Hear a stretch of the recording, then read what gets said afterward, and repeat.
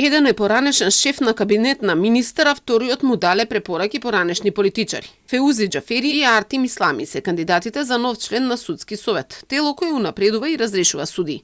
Двајцата се адвокати, Феузи Џафери во Гостивар, додека Артим Ислами во Струга.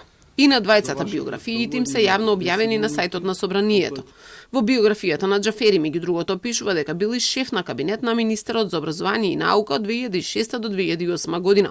Во тоа време, министер бил Сулејман Рушити од ДПА во владата на ВМРО од ДПМНЕ. Во документите испратени до Собранието има и препораки издадени од професори, адвокати и невладини организации. Вториот кандидат, Артим Ислами, исто така е адвокат, но тој немал искуство во кабинет на министер. Бил приправник во судот во Струга, па адвокат од 2003 година. Нему препораки му дале колеги адвокати, но еден од нив бил на листа за пратеници од ДПА, друг кандидат за градоначалник од ВМРО од ДПМНЕ. И двајцата на интервјуата кои беа спроведени во Собранието тврдеа дека се политички независни. Строго почитување на законот, без никакви влијанија и по изборот на суди и по принципот на меритократија и унапредувањето. Значи, кој што заслужил, се оценува нивната работа и по заслуга. Во никој случај под влијание и под ова. Мислам и убеден сум дека тоа што го кажав и тоа што го мислам и тоа што сум го стегнал како искуство, можам да го спроведам. И поддршката на било кој пратеник, мислам дека треба да биде пред се од човечки аспект и од граѓански аспект.